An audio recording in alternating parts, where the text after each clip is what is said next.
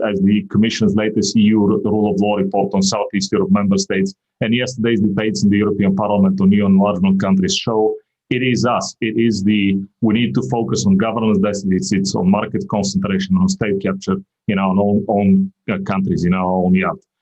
With this, let me say that I look forward to our discussion and focus on policy, and let me turn it to our good friend and partner from the Market Center, Roland Freudenstein, for a brief policy introductory framing. Roland, the floor is yours.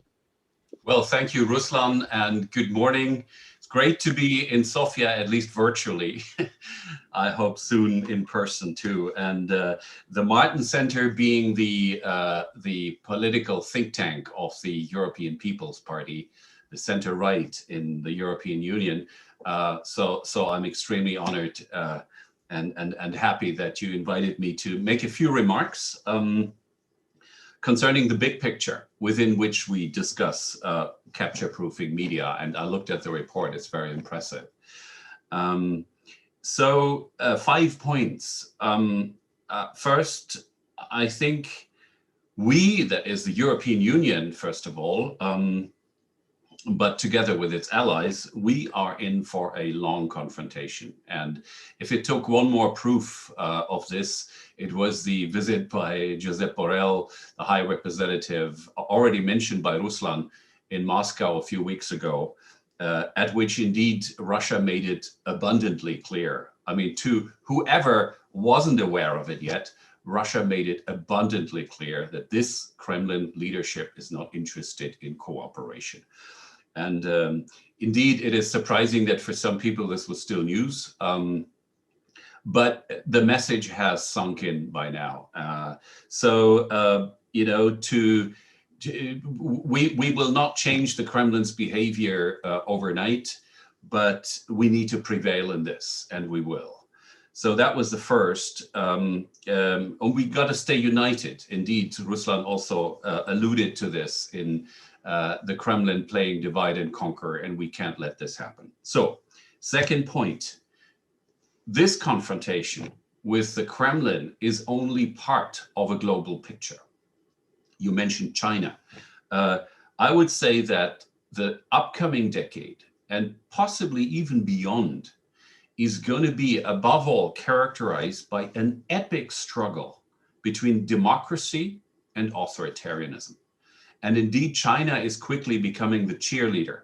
China is becoming the spearhead of sharp power, of authoritarian sharp power against liberal democracy. But they're taking a lot of pages from Russia's playbook. The Kremlin has a lot more experience on a few things, such as, for example, media capture, elite capture. And therefore, you know, if this is a global conflict, then the European Union cannot prevail alone in this, but it needs allies. And the first and clearest ally, obviously, is the United States, is North America, and then other liberal democracies around the world. But I think in that sense, the arrival of the Biden administration is a huge blessing, strengthening the West in this struggle. Third point, this conflict with authoritarianism has a hybrid nature. You know, the old dividing lines, distinctions between civilian and military, between government and corporate and civil society, between foreign policy and domestic affairs. All these distinctions are basically dissolving before our very eyes. So that is why it is so important for political organizations and think tanks to become active. And it's also important, for example, for NATO and the European Union to cooperate, because the problems we're facing in this respect are neither totally classically military nor entirely civilian. So this is these are just two examples where organizations have to cooperate, governments and civil society, and NATO and the European Union.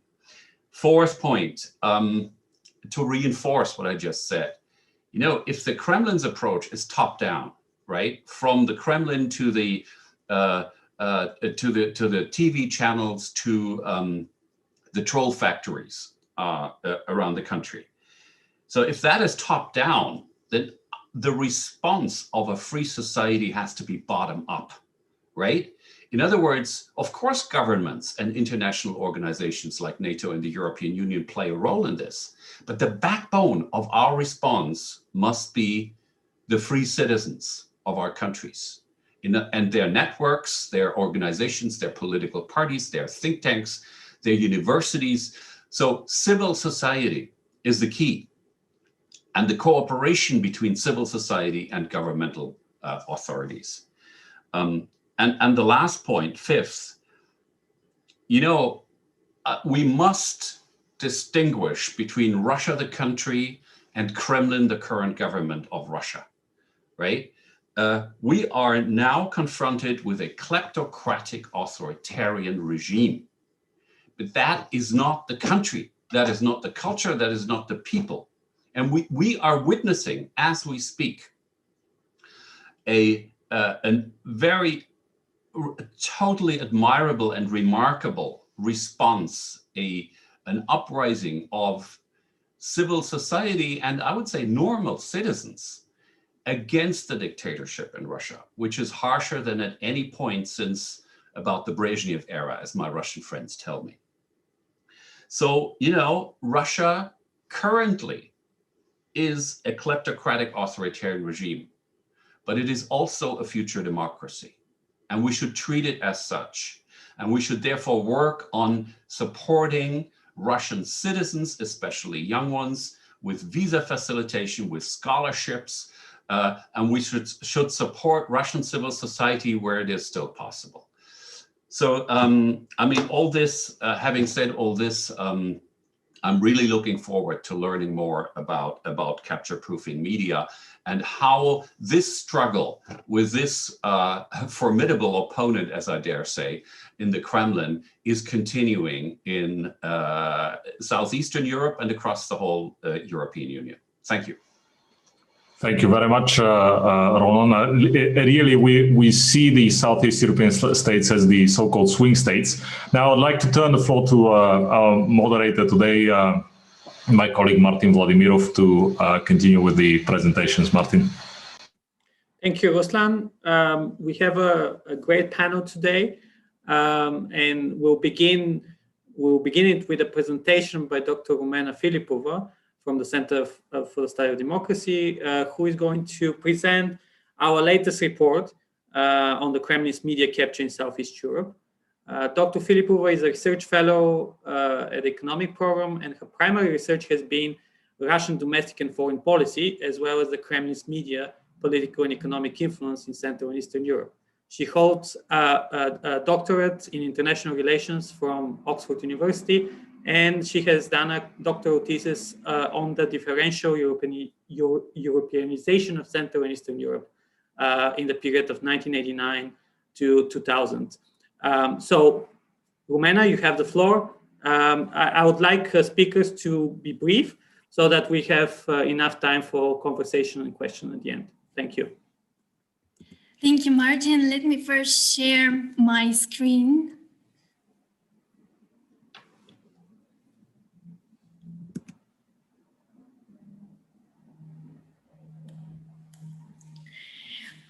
And first of all, I would like to thank the National Endowment for Democracy for supporting our study on a topic which is both very interesting but also strategically important. And as Roland laid it out very well at the very beginning of our discussion, there is currently a global struggle going on between authoritarianism and democracy. And this struggle is especially visible in vulnerable flanks around the world, and especially in Southeast Europe, where democratic systems have not yet matured. So what is our report about?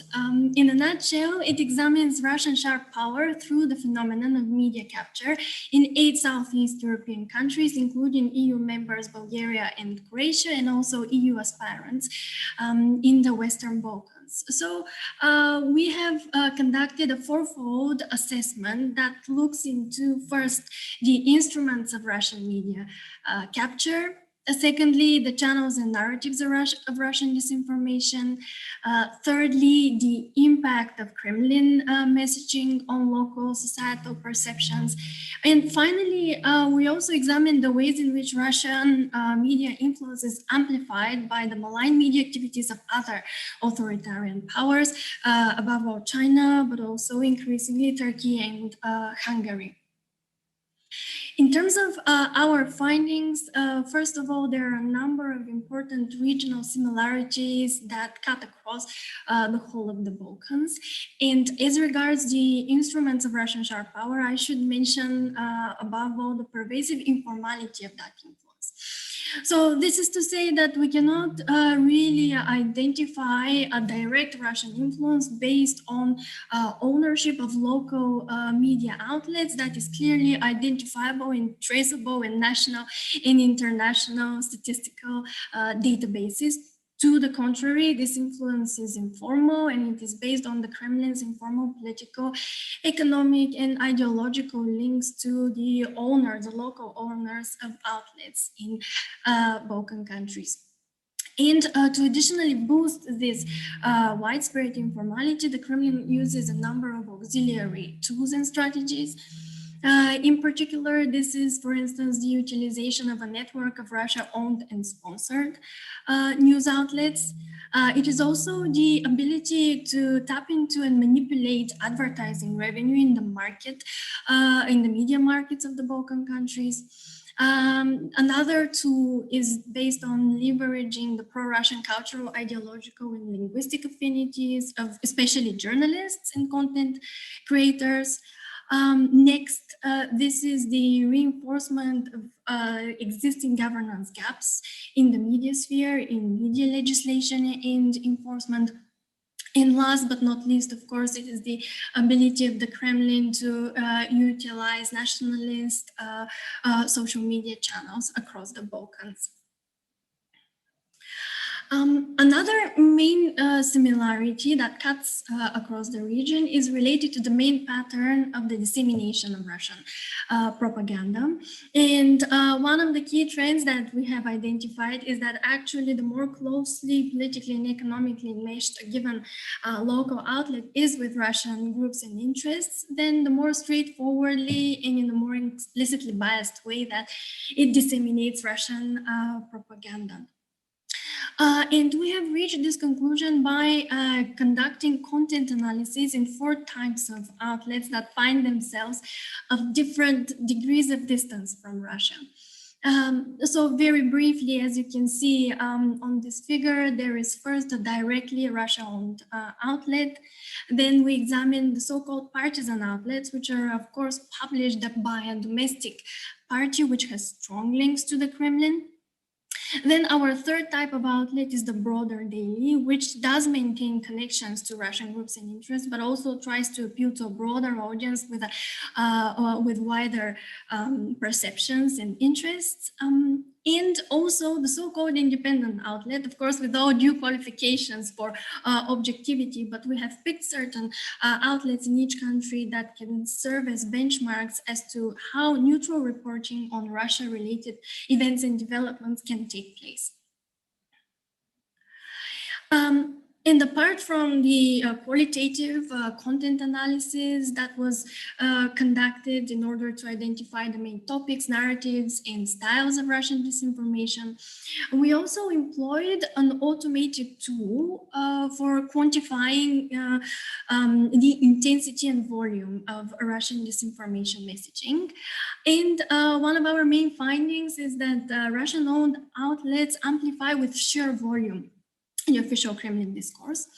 And as is visible on this figure here, the outstanding blue line shows, which refers to Russian-owned outlets, far outstrips the content published on all other types of outlets. And this refers to, in particular, the statements made by Sergei Lavrov, but also to the statements made by Russian officials in general. Through the quantitative analysis, we also found another pattern that partisan outlets tend to shadow closely the activity of Russian outlets, especially when that is of particular party interest, when that can prop up the position of the party that they represent. And so on the figure here, you see encircled the coincidence between the Russian-owned outlets and also the partisan outlets in red in terms of their activity during the Russian presidential election campaign in 2018. In addition to that, we also conducted a pilot study by employing CrowdTango, and we tracked the social media account activity of Russian embassies throughout the region. And what very interestingly comes out of this examination is that Bulgaria actually represents an outlier. That is to say that the Bulgarian social media account of the Russian embassy, for instance, maintains a lot more followers and also interactions in comparison to all other social media pages of Russian embassies. And this is actually a question which is worth further exploring in the future in terms of comparing the official Russian strategy on social media and also how that contrasts with its strategy on mainstream media. And for instance, that could be related to the popularity of a given social media in a given country and how the Kremlin steps into that and utilizes it. The third main regional similarity that is identified in the report refers to some of the common Balkan public's susceptibilities to Russian disinformation. And these are related to two overall trends that we identified. The first one are the lingering East-West cultural ambivalences in the region. So this means that there is a significant preference for maintaining good relations with both Russia and the West. And the second overarching trend is the prevalent discontent with the process of democratization 30 years after the start of this process. And this is particularly dangerous now, as Balkan publics they may fall prey to the narrative that authoritarianism is better than liberal democracy. As regards attitudes to China, which is a relative newcomer in the region, it has to be said that it gathers broadly positive views, although it also has to be noted that these are not particularly enthusiastic because information about China-related domestic and international developments is still to some extent missing in the region. So this latter consideration really brings me to the China factor in the media landscapes of the Balkan countries, of course, with the qualification that Russia does remain a primary actor due to its historical embeddedness, but also institutional path dependence. But increasingly over the past years, we have seen that China has made ever-growing inroads into the media landscapes of Balkan countries, and particularly by converging and overlapping with China's methods and tactics. And here I can focus briefly on some of the two key mechanisms of Russia's diffusion of media influence. First, China uses sub-regional amplifiers. One example of this is Radio Eyani, which is the Albanian language broadcast of China Radio International, which is popular among all ethnic Albanian populated areas in the Western Balkans. The second main diffusion mechanism is focused on the so-called national level amplifiers, which happens through a variety of Russian local proxies which prop up Chinese messages. And here the Serbian example stands out because these proxies can actually be located on the highest echelons of power. And basically this means that the pro-government outlets in Serbia, which also disseminate Russian disinformation, have in addition started to disseminate pro-Chinese messages. Now, apart from all those regional similarities that I have focused on so far, there are, of course, very important country-based differences, and they can be represented on a so-called diffusion map of Russian media capture, which can be subdivided into what we have termed susceptible enablers and unyielding inhibitors of Russian media capture. And within these categories, of course, we can make country-based differentiations. On the one end of the spectrum, we have a country like Serbia, which really is a key pivot for the dissemination of Russian disinformation.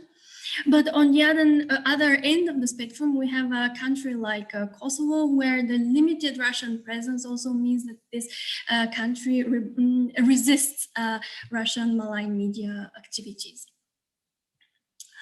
In addition, country-based differences can also be grouped into sub-regional clusters, which jointly augment or deflate Russian media influence. Here we have Bulgaria and Croatia, which represent EU nodes. So they're members of the EU, which means that they're also part of a European discursive public space, which limits the extent to which their informational space can be flooded with Russian messages. And on the other hand, we have the Western Balkans, the so-called heritage side. Here, the legacies, of course, of the wars of the 1990s still persist, and in particular, the legacy of state-controlled propaganda and narratives of victimhood and also enmity, which are still very deftly deployed by Russia to cause divisions within the countries. Mana, could you please wrap up? Yes. So what are we to do with the pervasive nature of Russian media capture throughout the region? So in the report, you will see that we have listed detailed policy recommendations. And here I would only want to mention, to emphasize a few. So on the one hand, on the national level, it's paramount to make compulsory the provision of ownership as well as advertising information in publicly available national, but also increasingly EU registries with strict implementation and control. Also, it is important to consider incorporating very specific provisions on the scope and origin of capital foreign ownership, which has so far been done by only very few EU member states. And then ultimately, this is really about initiating a much more fundamental rethinking and discussion of our existing media ownership models, which are really binary in the sense of it's either the state-led model or the private model. And then on the other hand, of course, the transatlantic community has a crucial role to play. And it's about forging transatlantic anti-corruption and financial transparency response and enforcement mechanisms. This is to stem the tide of illicit funds in the media sector, but also in the economies of Balkan countries more generally. For its part, the EU, of course, should monitor strictly the allocation of communication funds, and it should be noted that the Western Balkans should become an integral part of the EU's various disinformation-related policies and strategies. And also, as regards the US, American government agencies can have a very important role to play in terms of enhancing multilateral exchange and media freedom support programs. So thank you very much for your attention. As Ruslan already said, you will be able to find the report on our webpage very soon, and I'd be very happy to answer questions on the report a little bit later. Thank you very much, Rumena, for this very comprehensive overview of the main patterns of the Russian media influence in the CE region. And now we'll continue with the presentation of Dr. Martin Krach, who is the head of the Russia and Eurasia program and senior research fellow at the Swedish Institute of International Affairs. Dr. Krach's research interests include Russia's economy and history, but also the political development in Russia and the former USSR. He holds a PhD from the Stockholm School of Economics and is an associate professor at the Institute for Russian and Eurasian Studies at Uppsala University. Dr. Krach, the floor is yours. Thank you. Thank you very much. I'm glad to be here with you. It was interesting to listen to the report and to hear about the conclusions regarding a particular region. It's also interesting to see the parallels that we can draw from broader experiences, what we have seen in Europe in the last, if not decade, at least 7 years since the annexation of Crimea. There are also certain parallels, of course, that we can draw regarding the Balkans and Southeastern Europe, and on the one hand, and Eastern Partnership countries on the other, for example. Because what we're seeing in both cases is the difficulty of the European Union in managing a relationship to Russia, for example, that has moved a relationship that has moved from cooperation to confrontation. And from Moscow's perspective, the EU is pursuing a geopolitical agenda, whether it's in the southeast of Europe or in what they see as their privileged sphere of interest in the former Soviet Union. From the EU's perspective, the EU doesn't have a military. The EU rejects sort of aggression in foreign affairs out of principle, and it's been difficult for these reasons for the EU to manage a relationship that is based on such premises. And as as new powers emerging, old powers re-emerging, seeking influence in the Eastern Partnership region or elsewhere in Europe, but what we are seeing is that the European Union's toolbox is limited. The diplomatic and economic tools that are the conventional toolbox for the European Union, they are not sufficient necessarily to influence events on the ground. This is why we're debating these potential measures that can be taken, these steps that can be taken. Of course, when we think about Russia today, in particular, the big threat today, it is war. And we are seeing that in Ukraine, we are seeing that in Georgia. We have seen how Russia has increased its military presence elsewhere, as in Nagorno-Karabakh. Of course, that doesn't necessarily mean that we'll see a similar experience everywhere, but in perspective, when we discuss the so-called hybrid threats, we need to see it in this bigger picture. Of course, the hybrid threats are more broadly applied, and they are also sort of more difficult to study. And we are seeing the support for illiberal political parties, fake NGOs, media, disinformation, and so on. We're also seeing the leveraging of energy supplies, investments, and strategic exports. And traditionally that was, for example, weapons exports in the case of Russia. Now we could add perhaps the use of vaccine diplomacy of sorts. And the conventional goal is not necessarily to polarize, as sometimes alleged. I think there are very clear goals that we can see observing from Moscow, Beijing, Tehran, and elsewhere, and that is to foster and promote their national interests. And by doing so, they also subvert policies that are deemed to be counter to their national interests. In particular, when we talk about countering threats, I think the biggest step that the EU can take today is doing, the homework that should have been done a while ago, which is to counter, for example, illicit financial flows going through major financial hubs in the EU or in Europe now, as the UK has left the European Union. A too strong emphasis on just the countering of hybrid threats may be insufficient. Another problem is EU fatigue, which is not just a problem in the EU, but also perhaps in the EU's neighborhood. And for that reason, another important step would be for the EU to reinvent itself, to think about how to provide opportunities for states outside of the EU, incremental steps, but also possibility for full integration as a goal. We have seen how this has worked with quite some success, first in the Baltic states, later in countries such as Slovenia and Croatia, although Croatia has been, of course, experiencing its own problems to some extent, we can see how the EU has been successful in the integration process. And it illustrates how the European Union, when it works, can contribute to stability, security, and democracy. I'll stop there. Thank you. Thank you very much, Dr. Krach, for this very, very good overview, brief but dense. And now I'll open the floor to questions.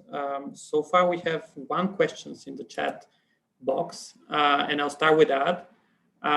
And then I'll ask attendees to, that now is the time. You can raise your hand, you can ask a question live, or you can send it via the chat box. And I'll start with the question of our colleague Jennifer Green, who is asking how could the Facebook presence of Russian embassy be indicative of their official policy focus for influence? How does Russian embassies act as amplifiers of Russian media influence and disinformation? Maybe this is a question to Rumena. Yes, thank you. So indeed, this is a very interesting question, and I think there is both a procedural and also substantive side to it and to the answer of it. So on the one hand, it's about social media consumption and which particular social media are most popular in a given country. And since we see that Bulgarians prefer Facebook above all, among a range of surveyed EU member states, that we can conclude potentially that Russia makes use or targets levels of social media consumption and identifies best ways for exercising influence. And the second, more substantive, I would say, answer to the question has to do with exactly with societal perceptions and the fact that first, since mainstream media may be off limits to Russia, partly because of what we've identified, that Bulgaria is part of a European discursive public space that limits the extent of Russian messaging on mainstream media. So social media is an important medium for Russia to use and to have a wider ground to influence society. And very briefly, just to say a few words about Bulgarian societal perceptions. Bulgaria is unique in the fact that it approves of the EU. Levels of approval of the EU are some of the highest, above average, within other European Union member states.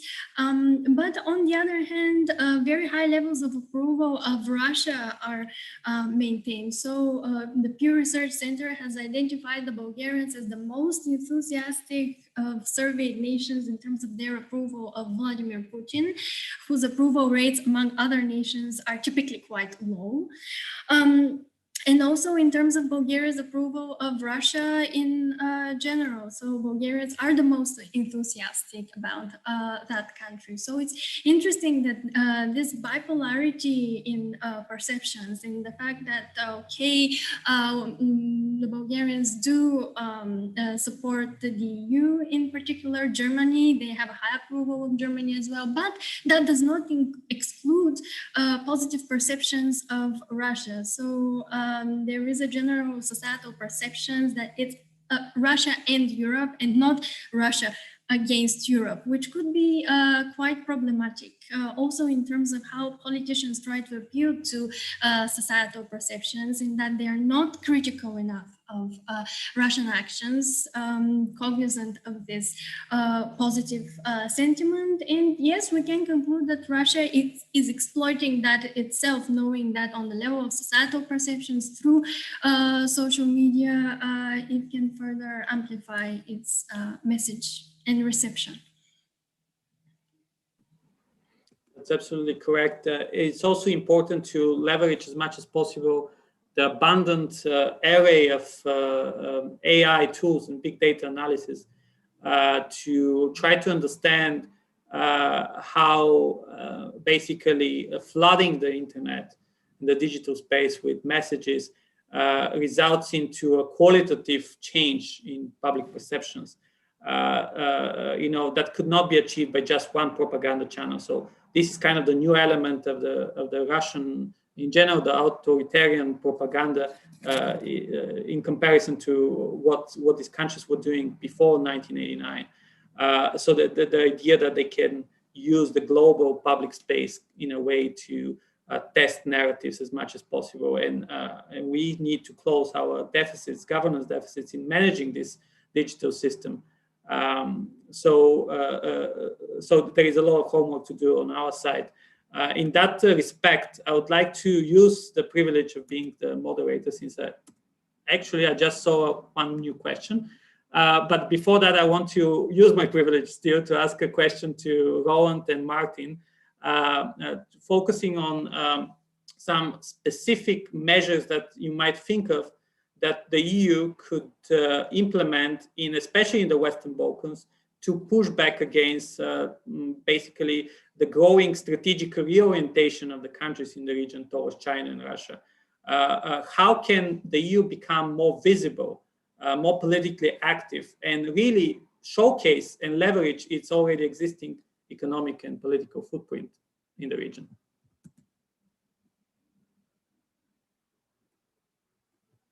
Maybe we can start with Rowan. Yeah, okay, thanks, Martin. Well, the question was about the Western Balkans, right? Or was it about the whole of the Southeastern Europe? Well, of course, the Western Balkans are more vulnerable, but I think the same trends could be visible across the region, including in EU member states. Yeah. As far as the Western Balkans are concerned, the whole question of future EU membership, the accession process, with whom to start negotiating, under what conditions, when, and so on. I think this is the key the key area that is in public debate, and where you have a sense of disappointment on both sides, which is utilized by Russian and Chinese actors to weaken trust in liberal democracy and governments in general. And there is no easy way out, I can tell you. I think we might as well organize a whole weekend seminar on this, because this relationship between the EU and the Western Balkans is, the EU is disappointed that there is so little progress in fighting corruption, reinforcing the rule of law, strengthening governance, resilient civil society. And the countries in place are disappointed that there is so little progress in getting closer, let alone having a perspective for membership. And I think, broadly speaking, the way out here would be to place an even stronger emphasis on the more for more, but also less for less principle. I mean, to get like one level down from the abstract talk and become much more concrete and say this kind of reform and this kind of strengthening of law enforcement and fighting corruption will have that kind of effect on future, more assistance, more market access, facilitation of cross-border travel communication and all this. So, I mean, that's the answer I would give here.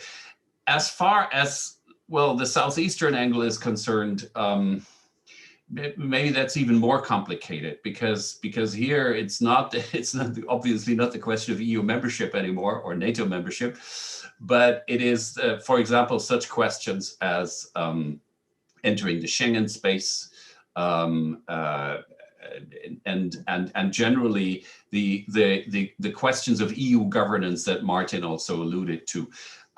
So that's an even thicker plank to drill, as we would say in German. But again, innovative thinking and a more hands-on approach, I think, would be the right way to go. Thank you, Ron. What is Martin's take? Sure. I mean, it's not very dissimilar. I would argue that, I mean, more or less post-Brexit, one of the aims of the EU presumably would need to be to find some new sort of models for integration. And we could imagine perhaps various sort of circles of integration, from, you know, deep and comprehensive membership to other sort of more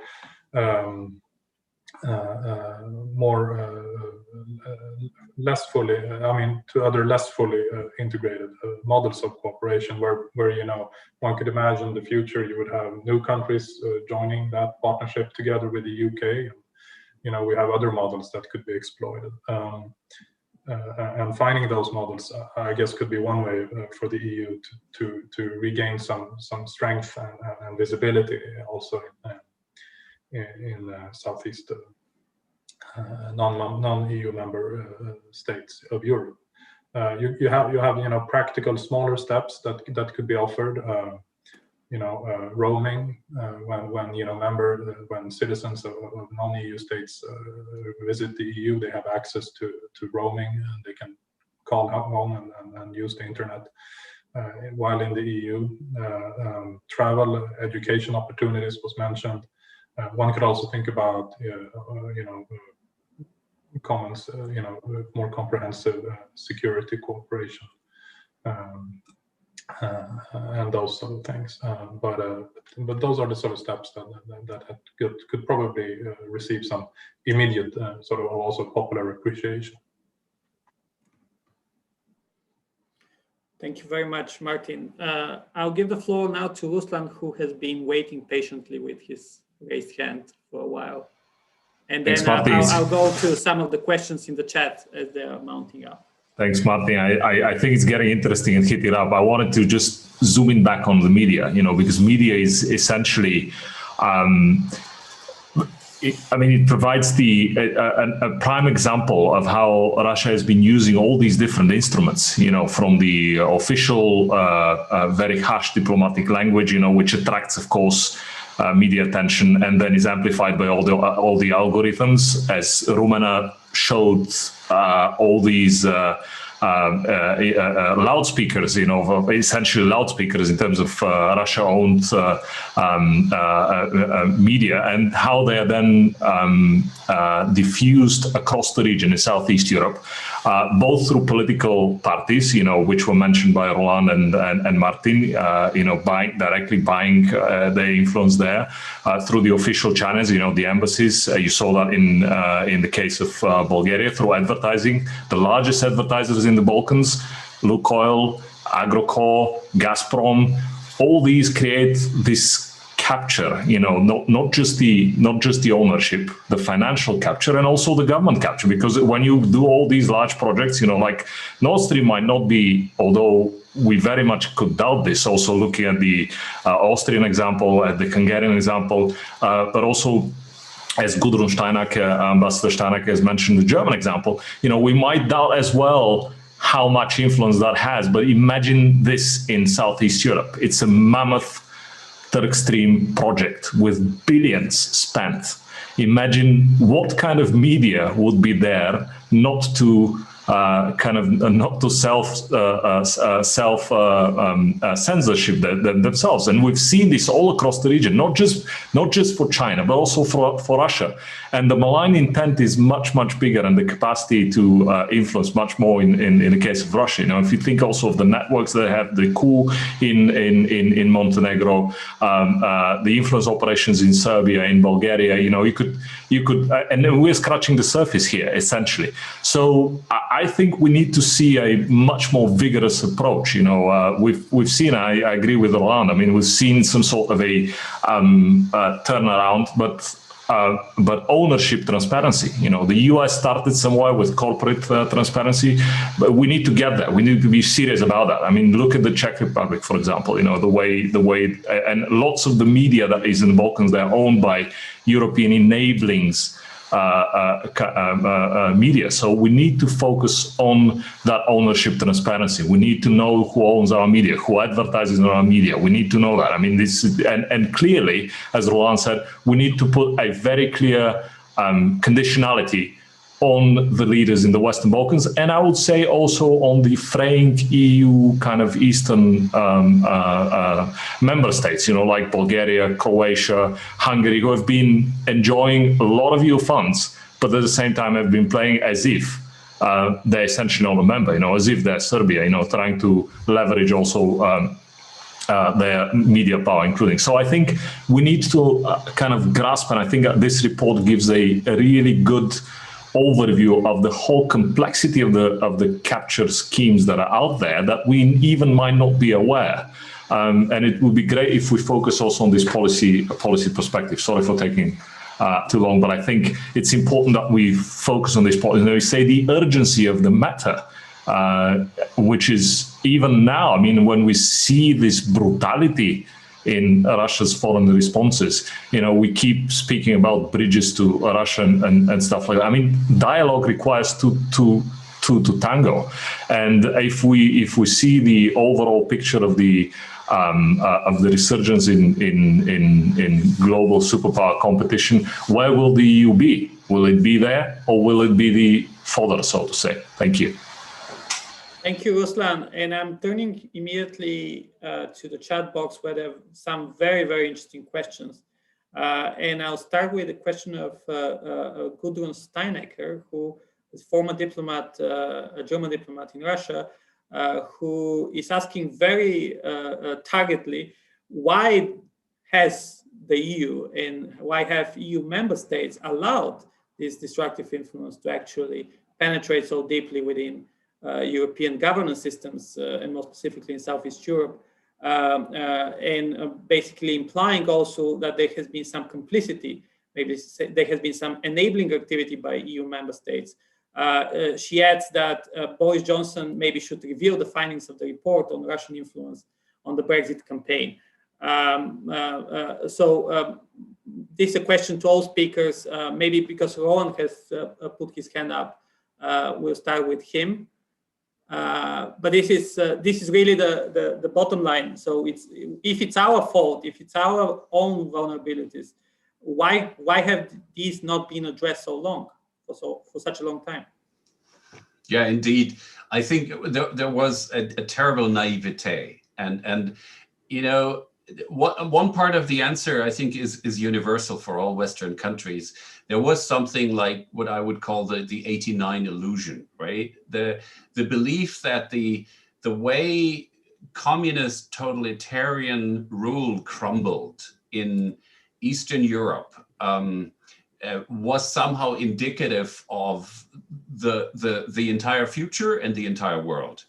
And that illusion has been shattered 30 years down the line, badly shattered. So I'm afraid actually the pendulum has now swung to the other side, and democracy is so much on the defensive that we don't even see our own strengths anymore.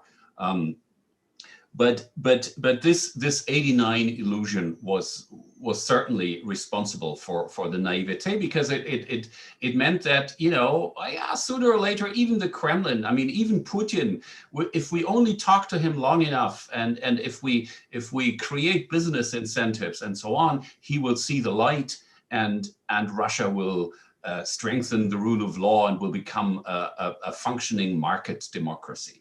Okay, now there is something like a phantom pain, especially in Germany, about this kind of thinking. The belief is gone, but no resilience has replaced this model of thinking yet. And this is my second point, the specific German aspect, which is historically driven, right? We have clearly, because of German history and World War II and Nazi Germany, you have the intellectual, moral, psychological, cultural pendulum going completely the other way to a model of thinking about the world in which every problem can be solved by negotiation, by rational dialogue, and a little bit of money, right? The fact is that the world doesn't function like this, but it's terribly hard. Even today, talking about this to people in Berlin, I find it excruciatingly painful, because they still don't get it. right? They still believe that we need to talk a little more, and sooner or later it's going to work out. And this is especially vis-a-vis Russia. You know, I mean, take one statement recently by President Steinmeier, former foreign minister, a social democrat. He said, we need to stick to Nord Stream 2, even though everyone is criticizing it, including our darling US President Biden. But we need to stick to it because it is the last bridge between Europe and Western Europe and Russia. And it also is a kind of consequence of Germany's historical responsibility because it started the war with the Soviet Union. As if Russia was the sole successor to the Soviet Union, and as if Ukraine, you know, which in numbers suffered much more during World War II from Nazi Germany's aggression than Russia itself, as if Ukraine didn't exist, you know, and as if Ukraine wasn't severely damaged in its stability and therefore its democratic resilience by Nord Stream 2. So, I mean, make a long story short, I mean, there are general universal psychological factors in answering this question, and specifically German ones, which are history based. The recipe to deal with it is, again, goes back to civil society, to political parties, to organizations. I mean, we need to pick the battle with certain narratives that are existing in Western societies, even without Russian corruption. I mean, that makes it even worse. But, you know, many people, Steinmeier is not on the payroll of the Kremlin, and yet he has been tremendously helpful. And his political party, I have to say, the German Social Democrats have been tremendously helpful to the Kremlin in the last 25 years. So that's my answer to this question. Thank you very much, Rowan. As we have just a couple of minutes left until the end of this event, I'll give the floor to Rumena to respond very quickly to some of the outstanding questions in the chat box relating to the collusion between Chinese and Russian influence in Southeast Europe, and the informal presence and how to counter it for Russian companies in the media sector that are channeling advertising revenues, etc. So how do you counter this gap that was left by Western investments leaving the region? Yeah, and then we are closing, unfortunately, this very, very interesting conversation that got heated up at the end. Thank you very much. Thank you. And I just really want to jump in on the previous point, because I couldn't agree more with Roland about what happened since 89, and the fact that there was this expectation that there will be a European unification from Lisbon to Vladivostok, and that Russia belongs to Europe in some way or another in identity terms. And there was this sympathy with the argument that, oh, perhaps the West is to blame to an extent about what happened. Oh, and maybe there was a promise given to Gorbachev that NATO would not expand beyond Germany. And so Europe was very slow to wake up to the various signals. Already in 2008 with Putin's Munich speech, again, this was the whole argument about the West is to blame. So there was still a little bit of sympathy. So it actually took Crimea and what happened in Ukraine for perceptions to start to change finally. And now, as regards the Russia and China question, I think it's a very important one. It's research-wise, it's incredibly difficult to answer in the sense that we do not have immediate insight into how Kremlin strategy is being made unless that is given or inferred from statements. But we do have the empirical evidence from which we can infer certain conclusions. And I just really want to focus on Serbia and the issue of convergence and collusion, because it very interestingly, this we may claim to be happening on the highest echelons of power, because in Serbia there is a National Council for coordination of cooperation with the Russian Federation in China, which is on the political, but also above all on the economic level. But we also see that parallel to that, a lot of overlap is happening in the media sphere. So we can say that in certain countries, some countries are actively promoting this convergence between Russia and China. In a country like Bulgaria, it's not necessarily so much on the highest echelons of power, but more so on as local proxies in communities of pro-Russian businessmen, journalists, and also politicians who publish Russia-related newspapers, but they also have started recently publishing pro-Chinese newspapers. So on different levels, we can see evidence of convergence and collusion, and just mainly on the global level, of course, we see that Russia and China are realigning, not only in terms of their power claims, but also in terms of their willingness to change the rules of the game through particular narratives, anti-Western narratives. And finally, to Martin's question about illicit funds, Ruslan laid it out at the very beginning that we need innovative measures. So, for instance, the Magnitsky Act to be extended not only to human rights, but also corruption issues on a global level. Then we also have the issue of politically exposed persons within countries whose connections and business ties have to be monitored very closely, especially when they also own media.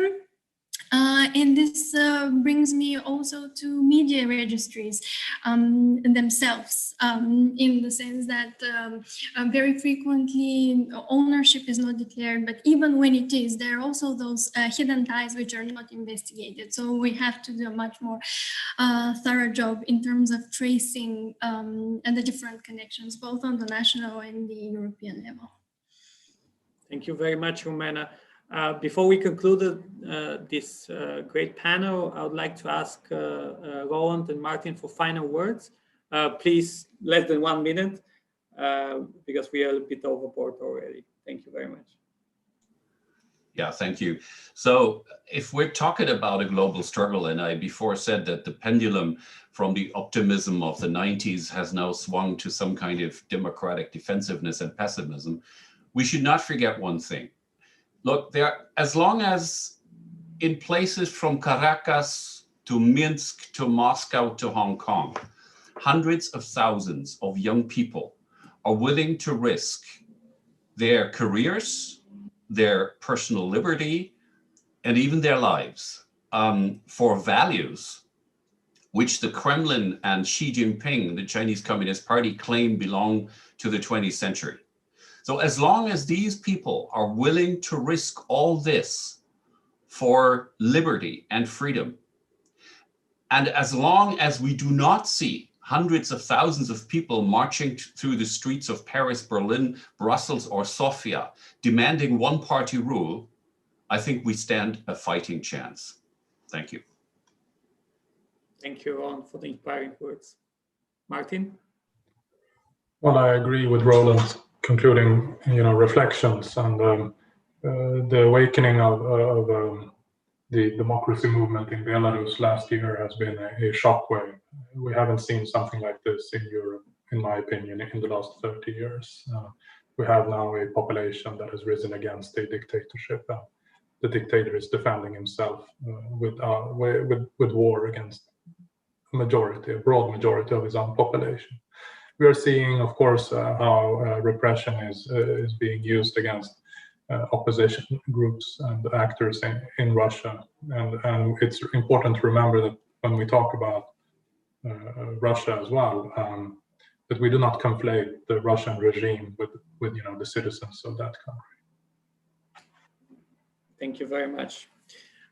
Thank you for the great discussion. I would like to again draw your attention to our policy brief that's already online, to read our detailed policy proposals. We have tried to be as topical and current as possible. And we believe that the region, the Southeast European region, needs to draw upon and benefit from the current EU's Democratic Action Plan and the new administration, the new US administration's heightened focus on democratization and anti-corruption. The EU can do much more to support and underwrite, in cooperation with the US, the Free Seas Initiative, because such initiatives could ensure broader long-term economic development and strengthening of security capacity of countries in the whole region. There is also a need to look at Russia and China as a common authoritarian axis and coordinate actions accordingly in order to counter already visible strategic wins by Beijing and Moscow. There are key projects, there are key initiatives that should be countered, that should be fought against, and probably the most important ones continue to be the two Russian-led projects, gas pipeline projects, Nord Stream 2 and Turk Stream, but also many of the infrastructure and power plant investments that China has been doing in the region that have been related to and exploiting existing governance deficits in the region, but also amplifying them further and giving a lifeline to autocrats to continue their policies and to continue moving away from their perceived and strategic objective of Euro-Atlantic integration. With that said, thank you very much to the panelists, great discussion, and looking forward to cooperating with some of you in the future, and let's stay in touch. Stay healthy and goodbye.